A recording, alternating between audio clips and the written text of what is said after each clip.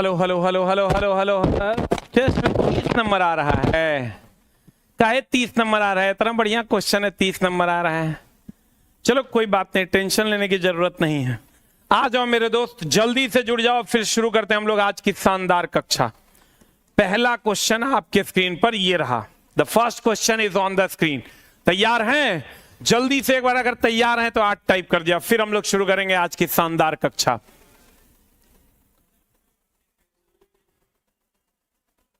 अगला अगला अगला कहते हैं रासायनिक तत्वों की आवर्त सारणी के बारे में निम्न कथनों में विचार कीजिए। कीजिए विचार। किसी एक आवर्तक के अनुदिश आयनन विभव धीरे धीरे कम होता है। हम दोस्त मेरे कितना बार तुमको बोले हैं ये बात, कितना बार ये बात तुमको दोस्त मेरे समझाए हैं कि आवर्त में और वर्ग में, आवर्त में और वर्ग में, आवर्त में अगर हम बात करें तो विद्युत ऋणात्मकता, विद्युत ऋणात्मकता, विद्युत ऋणात्मकता, इलेक्ट्रॉन, इलेक्ट्रॉन बंधुता, आयनन विभव, आयनन विभव, इस सब आवर्त में बढ़ता, क्योंकि आवर्त का स्पेलिंग बड़ा होता है और वर्ग का स्पेलिंग छोटा होता है, तो आवर्त में बढ़ता, वर्ग में घटता, आवर्त में बढ़ता और वर्ग में घटता, आवर्त में बढ़ता, आवर्त में बढ़ता, आवर्त में बढ़ता, वर्ग में घटता, आवर्त में बढ़ता, वर्ग में क्या होता है? घटता, वर्ग में घटता। अब परमाणु का आकार, परमाणु आकार, आयतन, त्रिज्या, परमाणु आकार, आयतन और त्रिज्या की अगर हम बात करें तो आवर्त में घटता और वर्ग में क्या होता है? बढ़ता। हम बार बार कहते हैं दोस्त मेरे कि भैया मेरे आवर्त का स्पेलिंग बड़ा है, वर्ग का स्पेलिंग छोटा है, तो विद्युत ऋणात्मकता, इलेक्ट्रॉन बंधुता, आयनन विभव आवर्त में बढ़ता, वर्ग में घटता, आवर्त में बढ़ता, वर्ग में घटता, आवर्त का स्पेलिंग बड़ा है तो बढ़ता, वर्ग का स्पेलिंग छोटा है तो घटता। परमाणु आकार, आयतन और त्रिज्या आवर्त में घटता और वर्ग में बढ़ता, आवर्त में घटता और वर्ग में बढ़ता। ई उल्टा होता है, ये दोनों उल्टा होता है। जल्दी से लिख। हाँ, ऊपर से नीचे। आवर्त में होगा तो लेफ्ट टू राइट होगा, आवर्त में तो ऐसे होगा, और वर्ग में होगा तो टॉप टू बॉटम होगा। वर्ग में अगर होगा तो टॉप टू बॉटम होगा, वर्ग में अगर होगा टॉप टू बॉटम होगा। जल्दी लिख।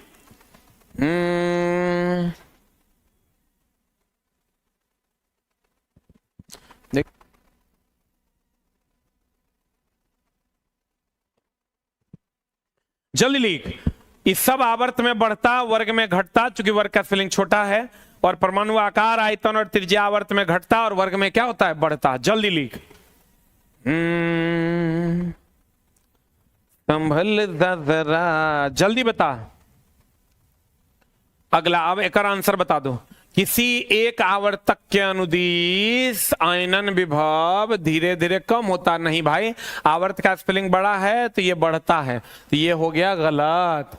फिर कहता है दोस्त मेरे, तत्वों के किसी एक वर्ग में जैसे जैसे परमाणु भार बढ़ता है, वर्ग में इलेक्ट्रॉन बंधुता कम होता है। एकदम सही बात है, वर्ग में इलेक्ट्रॉन बंधुता कम होता है। हम अभी तुरंत बताएं, वर्ग का स्पेलिंग छोटा है, घटता है। किसी निर्दिष्ट आवर्तक में जैसे जैसे परमाणु संख्या बढ़ती है, विद्युत ऋणात्मकता का मान, विद्युत ऋणात्मकता का मान कम होता है। नहीं भाई मेरे, आवर्तक में कम नहीं होता है, आवर्त में बढ़ता है। आंसर बता, आंसर बता।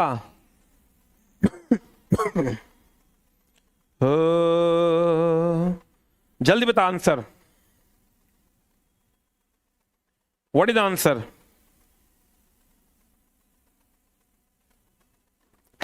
आंसर बता दो जल्दी से, क्या हो जाएगा?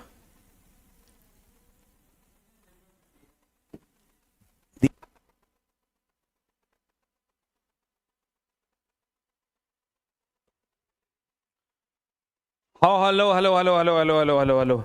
अगला अगला अगला आंसर बता दो क्या हो जाएगा? केवल और केवल 2 सही है, केवल और केवल ये भी गलत है, केवल और केवल 2 सही है आंसर। अगला कहते हैं विश्व के कुछ भागों में विद्यमान महामारी पशु के फुट एंड माउथ रोग, बता किससे होता है? फुट एंड माउथ रोग किससे होता है? जल्दी बता। फुट एंड माउथ रोग जल्दी से बता दो किससे होता है, सबको पता होगा। फुट एंड माउथ रोग विषाणु से होता है। कैंसर किससे होता है? कैंसर होता है जीवाणु से। फंगस रोग तो दाद खाद खुजली। प्रोटोजोआ से होता है। मलेरिया, मलेरिया किससे होता है? प्रोटोजोआ से होता है। येलो केक यूरेनियम ऑक्साइड को कहते हैं। येलो केक किसको कहते हैं दोस्त मेरे? यूरेनियम ऑक्साइड को। येलो केक कहते हैं यूरेनियम ऑक्साइड को। यूरेनियम ऑक्साइड को याद रखना। यूरेनियम का एस्क है, यूरेनियम का एस्क है pinch blade, pinch blade, pinch blade और कार्नेटाइट। पिंच ब्लेड और कार्नेटाइट, पिंच ब्लेड और कार्नेटाइट। थोरियम का एस्क है मोनोजाइट। थोरियम का एस्क है मोनोजाइट, मोनोजाइट। थोरियम का एस क्या है दोस्त मेरे? मोनोजाइट। थोरियम का एस क्या है दोस्त मेरे? मोनोजाइट। यूरेनियम का एस क्या? पिंच ब्लेड और कार्नेटाइट। पिंच ब्लेड और कार्नेटाइट। करंट अफेयर्स की बुक तो दोस्त मेरे कल शाम से पटना में मिलेगा, परसों से आपके पास मिलेगा। लेट है, क्या कर सकते हैं दोस्त मेरे, करंट अफेयर्स कंटेंट बनाने में ही लेट हो गया। बताओ जल्दी से। यूरेनियम का एस पिंच ब्लेड और कार्नेटाइट। थोरियम का हो गया मोनोजाइट। थोरियम का हो गया दोस्त मेरे monazite. Yellow cake uranium oxide. Yellow cake uranium oxide. धारा नियंत्रक किसका दूसरा नाम है? जल्दी बता।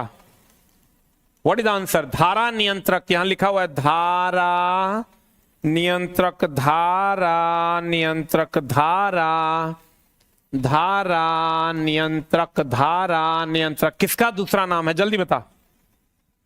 What is the answer? धारा नियंत्रक बोले तो परिवर्ती प्रतिरोध। परिवर्ती प्रतिरोध मतलब जिसका परिवर्ती प्रतिरोध का ये सिंबल है। प्रतिरोध बदलेगा, आई बराबर होता है भी बाय आर, भी बाय आर। आर का मान बदलेगा तो आई का मान बदलेगा। निश्चित प्रतिरोध नहीं होगा, कुचालक भी नहीं होगा, सुचालक भी नहीं होगा। ये वो चीज और ध्यान रखना दोस्त मेरे, सिलिकॉन और जर्मेनियम, सिलिकॉन और जर्मेनियम खूब पूछता है। ये अर्धचालक है, यह अर्धचालक है। इसका संयोजी इलेक्ट्रॉन और संयोजकता 4 है। संयोजी इलेक्ट्रॉन एंड संयोजकता, संयोजी इलेक्ट्रॉन और संयोजकता कितना है दोस्त मेरे? 4 है। सिलिकॉन और जर्मेनियम क्या है? अर्धचालक युक्ति है। सिलिकॉन और जर्मेनियम क्या है दोस्त मेरे? अर्धचालक युक्ति है।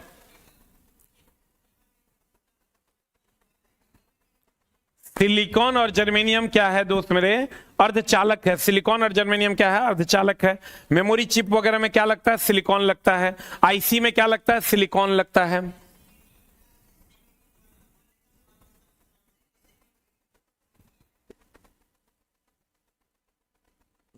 ये परिवर्ती रजिस्टर का सिंबल है जिसके कारण धारा को नियंत्रित किया जा सकता है। अगला अगला अगला अगला क्या कहता है दोस्त मेरे? अगला कहता है आपका कि निम्न में से कौन सा अभिक्रिया, विस्थापन अभिक्रिया संभव नहीं है। यानी क्वेश्चन कह रहा है, क्वेश्चन कह रहा है निम्न में से कौन सा विस्थापन अभिक्रिया संभव नहीं है। निम्न में से कौन सा विस्थापन अभिक्रिया संभव नहीं है, क्वेश्चन कह रहा है। ये हमको बताओ।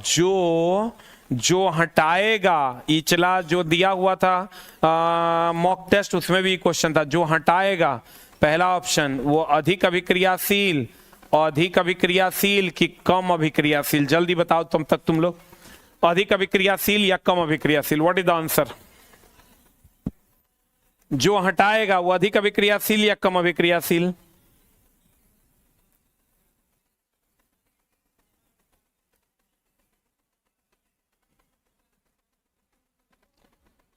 जो हटाएगा वो अधिक अभिक्रियाशील या कम अभिक्रियाशील? जल्दी बता। जो हटाएगा, पिछला जो मॉक टेस्ट दिया था उसमें हम किसी को हटा देंगे तो हम अधिक अभिक्रियाशील हुआ, आज जिसको हम हटाएंगे वो कम अभिक्रियाशील होगा। जल्दी बता।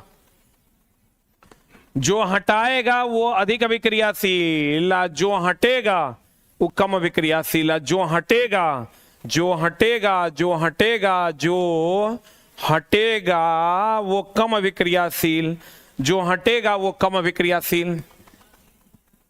इनमें से कौन सा विस्थापन अभिक्रिया संभव नहीं है? ये पहले लिख लो। जो हटाएगा वो अधिक अभिक्रियाशील, जो हटेगा वो कम अभिक्रियाशील। कोई किसी को हटाएगा। अब कह रहा कौन संभव नहीं है? ये रिएक्टिविटी सीरीज आपको पता होगा, आप गौर से देखिए तो क्या होगा आंसर? जल्दी बताओ तो। ए नंबर, ए नंबर तो ये अधिक अभिक्रियाशील है, ये है रही तो हटाइए देगा एकरा, देखने से भी लग रहा है। देखो कॉपर और सीसा, ये दुगो को देखो, कॉपर जो है वो यहां है, कॉपर यहां है, ध्यान से देखो दोस्त मेरे, कॉपर की अगर हम बात करें तो कॉपर जो है वही रिएक्टिविटी सीरीज में यहां है, और सीसा की अगर हम बात करें तो वो रिएक्टिविटी सीरीज में कहां है, रुक जा न जा, सीसा, सीसा पीबी कहां है रे भाई, पीबी यहां है, देखो पीबी यहां है, कॉपर की बात करोगे तो ये यहां है, ठीक है। तो कॉपर जो है वो नीचे है, तो नीचे से ऊपर जाने पर अभिक्रियाशीलता बढ़ता है, तो कॉपर जो है नीचे है, तो नीचे है तो ये कम अभिक्रियाशील होगा, और सीसा ऊपर है तो ये अधिक अभिक्रियाशील होगा। तो भैया मेरे यहां ये जो कॉपर है ये इसको हटा रहा है, तो इसको अधिक अभिक्रियाशील होना चाहिए था, जो कि नहीं है, तो यही आंसर हो जाएगा, यही आंसर हो जाएगा। D for dog is the right answer, D for dog is the right answer. जल्दी लिख, जो हटाएगा,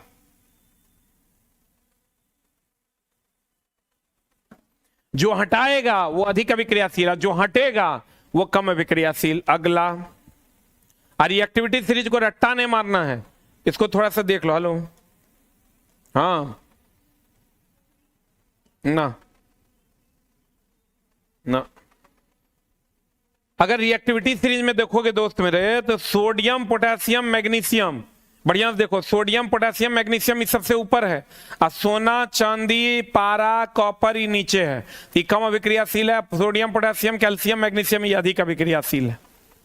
आ जाओ इधर, हेपेटाइटिस ए, लीवर में, लीवर में सूजन हो जाएगा, हेपेटाइटिस तो लीवर से संबंधित है, किधर गया लीवर, अरे यकृत, यकृत से संबंधित है, हृदय से संबंधित है नहीं। एड्रीनलिन हार्मोन का संबंध किससे है दोस्त मेरे, एड्रीनलिन हार्मोन जो है, एड्रीनलिन हार्मोन, इसका संबंध किससे है दोस्त मेरे, हृदय से है।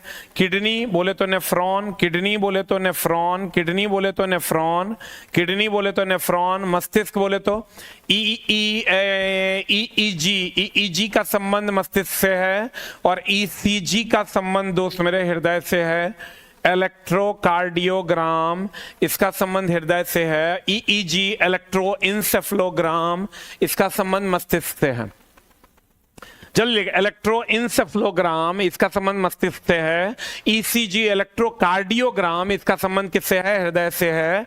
एड्रीनलिन हार्मोन का संबंध हृदय से है। लीवर, पित्तरस का स्राव यहीं से होता है, जो वसा की गुलिकाओं को तोड़ता है। पित्तरस का स्राव इसी से होता है, जो वसा की गुलिकाओं को तोड़ता है। और पित्तरस जमा कहाँ होता है, पित्ताशय में। पित्तरस जमा कहाँ होता है दोस्त मेरे, पित्ताशय में। आंसर नहीं दोस्त मेरे, ऑनलाइन जो कंप्यूटर टेस्ट हम रिलीज किए हैं वो कंप्यूटर पे ही चलेगा, मोबाइल पे कैसे चलेगा रे दोस्त। आजा आजा आजा नील समियाने अगला क्वेश्चन देखो क्या कह रहा है। ब्राजील में 10 मीटर आकार का एक स्टैलेक्टाइट पाया गया, मतलब height of the object they दिया है 10 मीटर। फिर कहता है यदि इस स्टैलेक्टाइट की किसी अवतल दर्पण से 20 सेंटीमीटर की दूरी पर रखा गया, यू का मान हो गया -20 सेंटीमीटर की दूरी पर रखा जाता है, और इसका 30 सेंटीमीटर आकार का हाइट ऑफ द इमेज जो है, हाइट ऑफ द इमेज जो है वो बन गया 30 सेंटीमीटर के आकार का। वास्तविक तो वास्तविक बनेगा तो उल्टा प्रतिबिंब बनता है, तो दर्पण की मुख्य फोकस कितने पर होगी, एफ का मान मांग रहा है। एफ का मान क्या होगा, हमको पता है हाइट ऑफ द इमेज बटा हाइट ऑफ द ऑब्जेक्ट बराबर दर्पण है तो -v/u होता है। हाइट ऑफ द इमेज कितना दिया हुआ है, देखो तो 30, हाइट ऑफ द ऑब्जेक्ट कितना दिया हुआ है 10 माइनस ऑफ भी का मान निकालना है, यू का मान है -20, माइनस माइनस प्लस कट जाएगा, तो यहां से भी का मान हो जाएगा 10 तिया 30, 20 तिया 60, देखो 10 तिया 30 20 तिया 60, ये हो जाएगा 60 सेंटीमीटर कि मीटर, 60 मीटर, मीटर दिया हुआ है तो मीटर लेंगे, लेकिन हमको पता है वास्तविक प्रतिबिंब है, तो अवतल दर्पण में वास्तविक प्रतिबिंब इधर बनता है, इसलिए ये माइनस हो जाएगा। अब हमको एफ चाहिए, 1/f बराबर लगा देंगे 1/v, और दर्पण है तो प्लस 1/u, 1/v, v का मान कितना दिया हुआ है, 1/v का मान दे दिया है -60, प्लस 1/u, u का मान दिया हुआ है -20। एलसीएम ले लो, 20 60 का एलसीएम हो गया 60, ये हो जाएगा -3, ये हो जाएगा -1, ये हो जाएगा -1 -3, ये हो जाएगा -4/60। देखो तो कितना आता है, -15 आ जाएगा हमको लगता है, -1/15 विथ माइनस, यहाँ से अगर भी का मान निकालेंगे, एफ का मान निकालेंगे तो कितना आ जाएगा, -15 आ रहा है क्या, -15 centimetre is the right answer. हो ग्रुप डी वैकेंसी 50 की कभी भी आ सकता है दोस्त मेरे। ग्रुप डी तो कंप्लीट सब कुछ क्लियर है, इसको आना था दुर्गा पूजा के टाइम ही, लेकिन पता नहीं क्यों लेट किया, मंत्रालय है चला ओकरा पर किसी का बस नहीं है। ये कंप्लीट क्लियर था कि दुर्गा पूजा के टाइम में ही आएगा।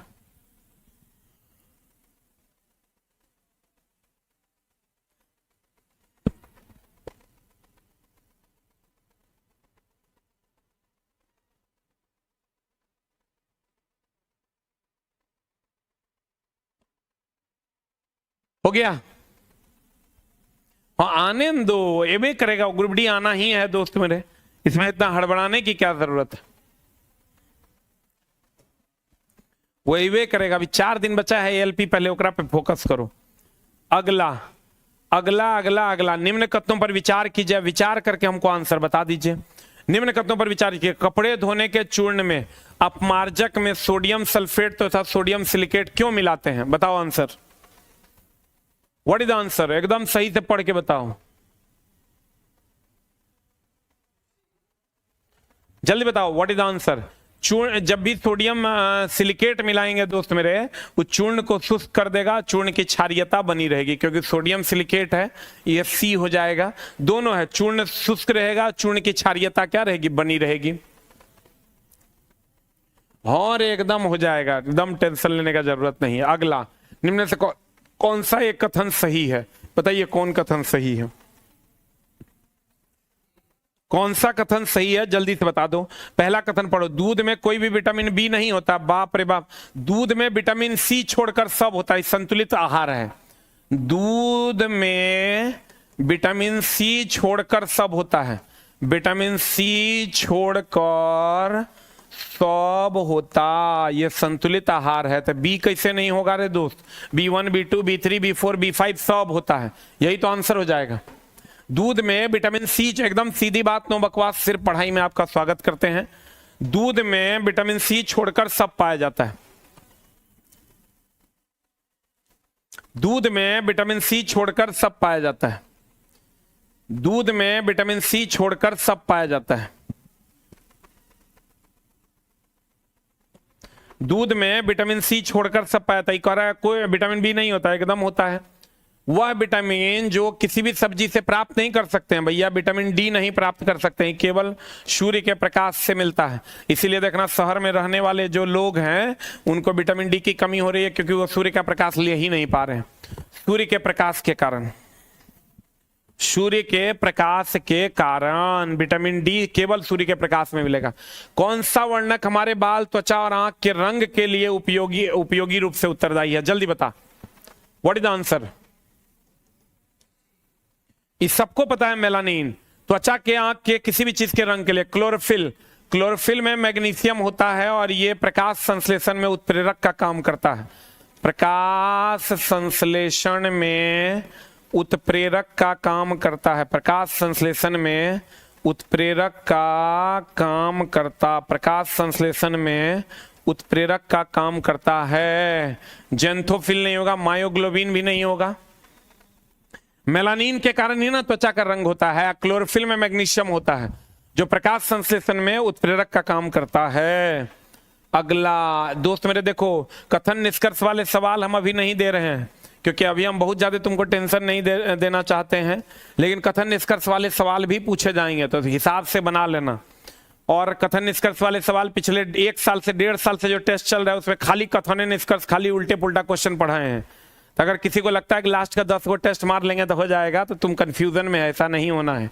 अगर आप शुरू से अच्छे से टेस्ट मारे हैं तभी होगा, और शुरू से अच्छे से पढ़े हैं तभी होगा। रेलवे हमेशा चला गेम खेलता है, हमेशा कुछ ना कुछ ऐसा करेगा कि तुमको क्वेश्चन बनाने से रोकेगा हर सब्जेक्ट में, इसलिए एकदम आराम से। अब जैसे रीजनिंग है उसमें फिक्स है, सिटिंग अरेंजमेंट रहबे करेगा, तनी इधर की तनी उधर। लेकिन मैथ में, साइंस में दिक्कत होना है, मैथ और साइंस में वो रोकेगा तुमको हमेशा नहीं बनाने से, इसलिए एकदम जितना बनेगा उतना बना के आना तो हर काम हो जाएगा। कहते हैं निम्नलिखित में से कौन सी सूची जैविक खेती विशेषता नहीं है? बताओ आंसर क्या होगा। ए की बी की सी।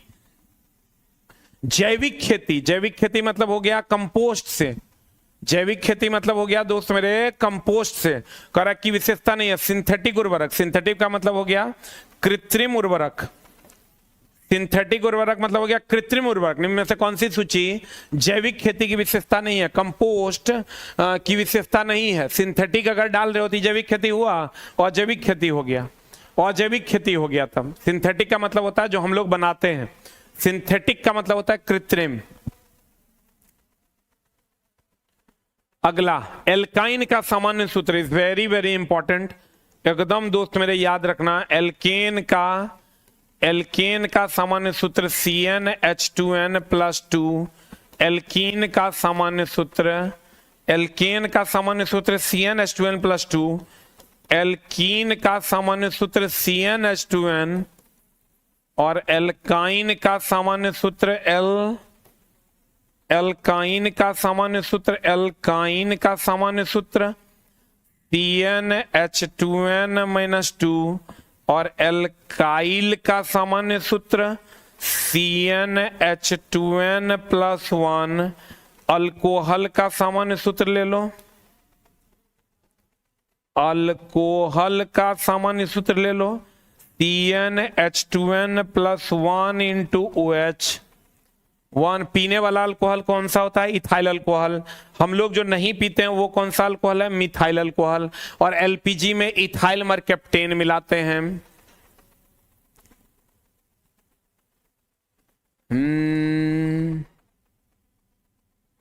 दोस्त मेरे एक लाइन जान लो कि आपको हर हाल में उसका काम है क्वेश्चन बनाने से रोकना, और वो तब होगा जब आपको अच्छे अच्छे प्रश्न दिए जाएंगे, तो आप हड़बड़ाइएगा नहीं, ये हड़बड़ाइएगा नहीं, एकदम बार बार कहते हैं। 120 में 65 नंबर पे स्टेशन मास्टर का फाइनल रिजल्ट हो जाता है, इसलिए आप हड़बड़ाइएगा नहीं, एकदम आराम से जो आपसे बनेगा वो बना के आइएगा, चुपचाप घर में सूझ जाइएगा। जितना आपका अगल बगल का होगा ना छोड़ू सब, वो कहेगा 75 में, कोई कहेगा 68 मारे हैं, कोई कहेगा 70 मारे हैं, आपसे जो बनेगा वो आप बना के आइएगा। जल्दी लिखो, alkyne, alkane, alkene, alkyne, CnH2n-2 answer CnH2n-2। जल्दी से स्क्रीनशॉट ले लो। अगला क्वेश्चन बता दो आंसर क्या हो जाएगा, व्हाट इज द आंसर।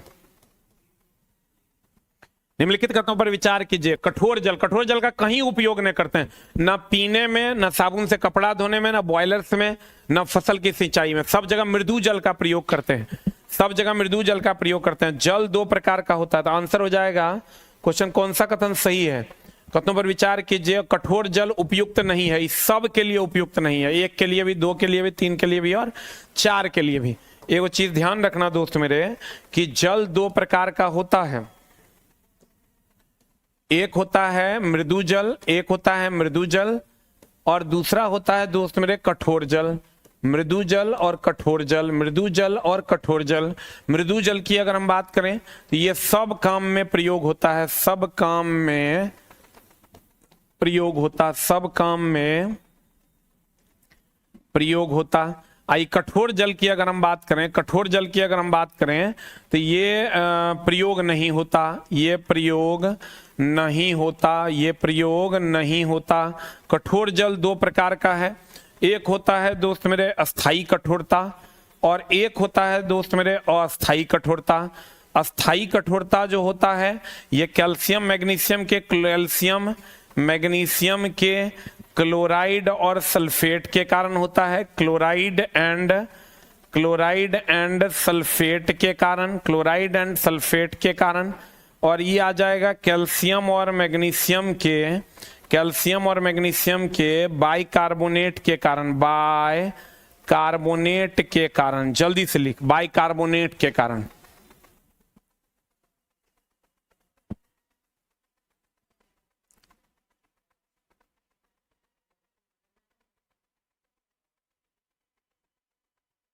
हो गया, जल्दी लिख।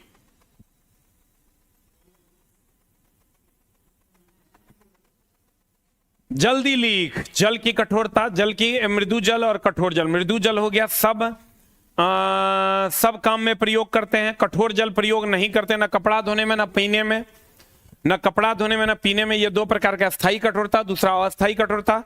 कैल्शियम और मैग्नीशियम के क्लोराइड और सल्फेट के कारण, कैल्शियम मैग्नीशियम के बाइकार्बोनेट के कारण, कैल्शियम और मैग्नीशियम के बाइकार्बोनेट के कारण। क्या, जल्दी लिख। याद न रहे तो स्थायी का स्पेलिंग छोटा है, क्लोराइड सल्फेट का स्पेलिंग छोटा है, और अस्थायी का स्पेलिंग बड़ा है, बाइकार्बोनेट का स्पेलिंग बड़ा है, बाइकार्बोनेट का स्पेलिंग बड़ा है। जल्दी लिख।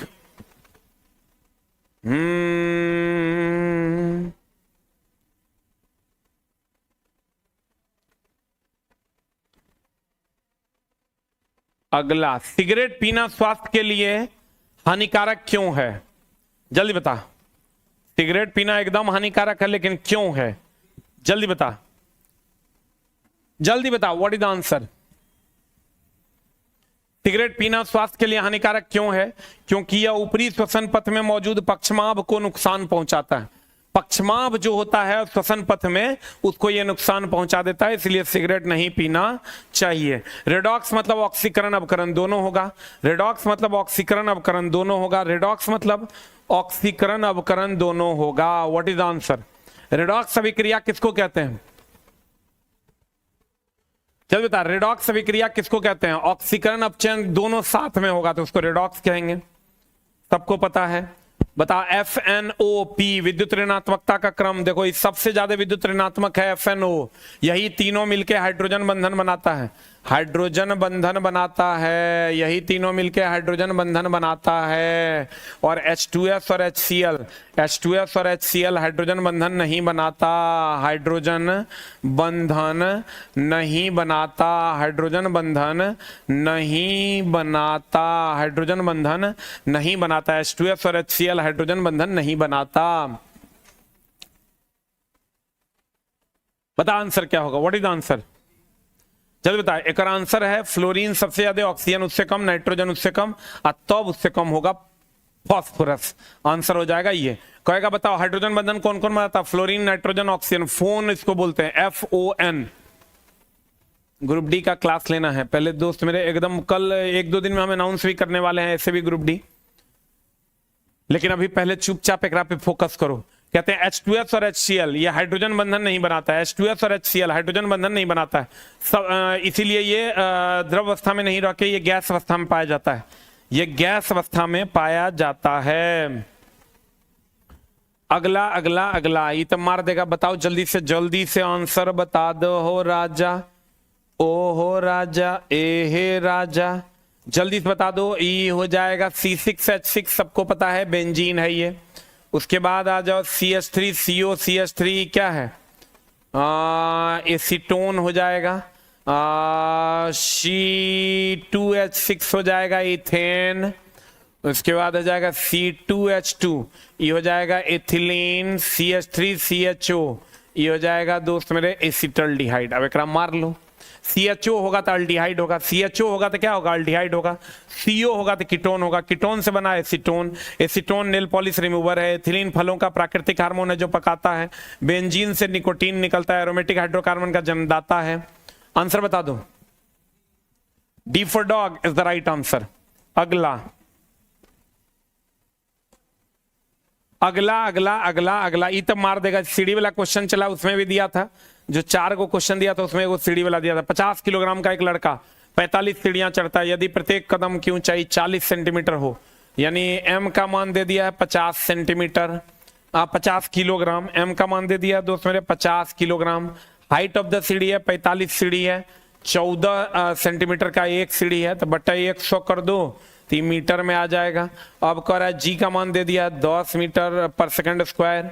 अब कहता है 10 सेकंड में टाइम का मान दे दिया है 10 सेकंड। अब फॉर्मूला लगा दो, P बराबर mgh/t, सब put and get the result.